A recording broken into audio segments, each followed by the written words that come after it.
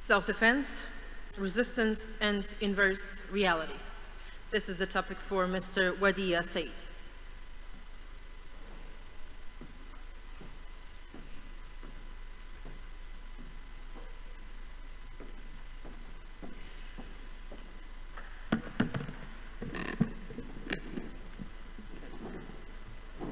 Thank you all for being here, and thank you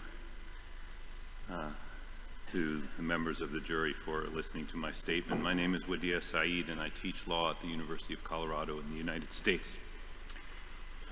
In this brief statement, I intend to address the issue of self-defense in the context of the Gaza genocide, as well as articulate the legal basis for a Palestinian right to resist Israeli occupation. To do this, we have to understand the overall context, not merely as it relates to the question of Palestine, but to the legal status of the Gaza Strip and the nature of the Israeli presence there. In doing so, we must confront how reality has been reversed and distorted in many instances.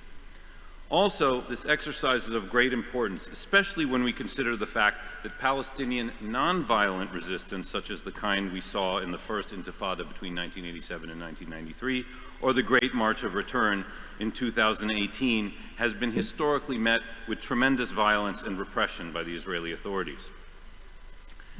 As a threshold matter, the International Court of Justice made clear in its July 2024 advisory opinion what was already well understood by many international law scholars, namely that the West Bank, Gaza Strip, and East Jerusalem have been illegally occupied by the Israeli military since 1967. This is consistent with how the ICJ ruled in its 2004 advisory opinion, which found that the wall Israeli authorities built in the West Bank to be illegal under international law. Essentially, the occupation constitutes a violation of the Palestinian people's right to self-determination and must end, as ordered by the ICJ. In fact, the ICJ set the end of September 2025 as the date by which Israel must end its occupation of the 1967 Palestinian territories, although that clearly has not occurred. The ICJ's 2024 opinion removed any doubt as to the occupied status of the Gaza Strip, rendering definitively invalid the Israeli position that the redeployment of its forces outside the territory in 2005 meant that the Strip itself was no longer occupied. This background is useful to note because, as many scholars and states have noted, an occupying power does not have a right to self-defense in territory it occupies. Among other claims, some have tried to argue that Israel retains a right of self-defense. In the United States, if you were ever to visit, you would probably see politicians repeating that phrase the same way that they breathe air or drink water, that Israel has a right to self-defense, but it doesn't in territory it militarily occupies. The argument has morphed to the point where Israel retains a right of self-defense because it was subjected to an armed attack by a non-state group from the territory of a different state, Palestine. But arguments along those lines have been basically rendered invalid by the ICJ's ruling. Even those parties who recognized a purported Israeli right to self-defense initially have had to acknowledge that the Israeli authorities have an obligation to respect the principles of international humanitarian law, that is to say, necessity, proportionality, and distinguishing between civilians and military targets. Whatever the case may be, there is never any justification for genocide, not based on arguments about the nature of the events of October 7th or via the claim of self-defense.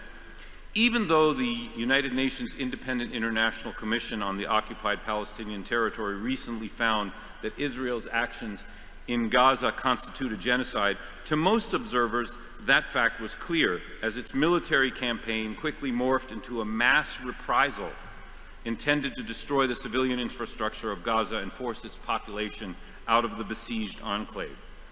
The result is that the entirety of this military offensive is completely illegal. Further, all arguments about Hamas using civilian infrastructure and homes and individuals as human shields, which even prior to October 7, 2023, were highly contentious and speculative at best, These have been exposed as not based in fact, given the staggering civilian death toll and the Israeli military's feeble efforts to justify their targeting in this regard. I'm sure we all remember Israeli military spokesperson Daniel Hagari showing a calendar as evidence of how Hamas was based under a Shifa hospital. And that's the level of evidence we've been getting. Despite Israeli attempts to negate any Palestinian right to armed resistance, such as declaring the Gaza Strip a hostile territory in 2006 and insisting that its military actions against Palestinians constitute a, quote, armed conflict short of war, what that means is the Israelis are saying, we can shoot at them, they can't shoot back at us. The Palestinians clearly possess such a right. The Fourth Geneva Conventions recognize the right of people under military occupation to resist that occupation, a fact that's been repeatedly reaffirmed by several United Nations General Assembly resolutions over the years, allowing this principle to achieve the status of customary international law in the opinion of numerous jurists. Although not accepted by the United States and Israel, the first protocol additional to the Geneva Conventions of 1977 more specifically support the right of a non-state national liberation movement of a people militarily occupied to use armed force to achieve liberation. The repeated findings of the ICJ that the military occupation of the West Bank, Gaza Strip, and East Jerusalem violates Palestinian self-determination is critical in underpinning this right. A main objection to a Palestinian right to resist resided in the idea that a people cannot unilaterally declare that their right to self-determination is being denied by military occupation as a basis to use force against that occupation. The ICJ's rulings recognize both a Palestinian right to self-determination and its violation by the Israeli authorities, thereby rendering this point moot. Palestinians may use force to resist their occupation. To deal with the questions related to October 7th directly, it is correct to note that international law does not condone the taking of hostages or intentionally targeting civilians. In the United States, Israel, and allied nations in the global north, however, officials invoke October 7th as the origin of all violence in this current stage of the Palestinian cause, thereby obfuscating the entirety of the Palestinian the entirety of the Palestinian experience prior to that date. In fact, for over the past 18 years, the Gaza Strip has been a blockaded territory, subject to total Israeli control over its airspace, borders, access to the sea, trade to and from the Strip, as well as periodic military campaigns of increasing severity. Surely, there must be a difference between an occupied people targeting the military apparatus of its occupier and other prohibited acts. There's also the widely recognized fact that the Israeli military caused a significant number of deaths on October 7th via its activation of a policy called the Hannibal Protocol, which calls for killing Israeli personnel before allowing them to be taken captive. A true accounting for October 7th would include establishing the Israeli role and its corresponding legal accountability for producing such a high death toll on that day, and also grappling with when international law allows an occupied people to resist using armed force, as attacks on military personnel and installations enforcing a siege are surely different than killing civilians. In addition to the Israeli rejection of any Palestinian right to resist, the United States recognizes the same position. The United States has classified Hamas as a so-called foreign terrorist organization. That's a legal classification. And that determination rests on the logic that, quote, foreign organizations that engage in terrorist activity are so tainted by their criminal conduct that any contribution to such an organization facilitates that conduct, end quote. This position necessarily demands that every act of violence, and also nonviolence, by the way, carried out by Hamas and affiliated Palestinian groups is illegal, even if it involves shooting at Israeli tanks and soldiers invading the Gaza Strip in service of a genocidal campaign on illegally occupied land. In recent times, the U.S. government has taken this position to extremes. As in March of this year, the State Department's official spokesperson stated, quote, every single thing that is happening in Gaza is happening because of Hamas. This is a position that justifies illegal collective punishment and views all Palestinian life as legitimate collateral damage in an endless war against a people's fight for self-determination and liberation. If this were a criminal law, I teach criminal law in my day job, and if this were a criminal law theory of self-defense, it would be laughed out of the room. Regardless, it appears that the US government believes that Hamas and the Palestinian people in Gaza as a whole are accomplices in crimes against Israelis, and when the Israeli military targets Palestinian civilians, it is Hamas that is responsible for their death.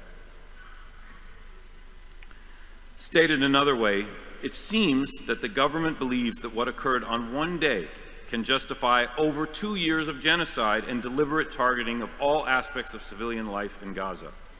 The argument continues that because it was foreseeable that Israel would engage in hyper-violent mass reprisals to carry out a second Nakba, any Palestinian group confronting the Israeli military bears responsibility for whatever that military does. This is reality stood on its head and inverted to the point that a genocidal army can be absolved of its innumerable crimes through a rhetorical sleight of hand based on what was supposedly foreseeable. On a final point, while there is no legal basis for taking hostages in international law, there is the shattering hypocrisy of referring to Israeli detainees as hostages and Palestinian detainees as prisoners. The parameters of this discussion are deliberately limited to a recognition of Israeli rights and assumption of Palestinian wrongdoing. How can this be when since 1967 over 1 million Palestinians have been jailed by the Israeli authorities under military law in service of an illegal occupation with none of the usual rights afforded a defendant in a civilian criminal court? This is before we even examine the actual conditions of detention and the use of torture by Israeli authorities, and we've heard from many distinguished speakers about that during this very tribunal. This historical record also includes Israel's widespread practice of administrative detention, where Palestinians are held without trial or charge on an indefinite basis.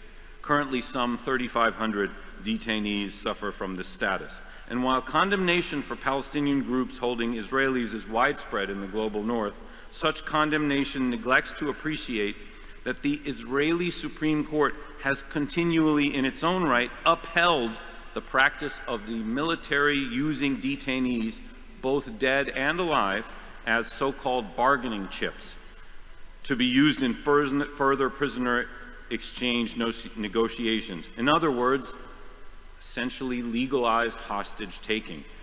That is why we witnessed the recent release of over 1,700 Palestinians from Gaza who were held by the Israeli authorities without charge and in horrific conditions for the purpose of tormenting them and releasing them once Israel's conditions for a prisoner exchange had been met.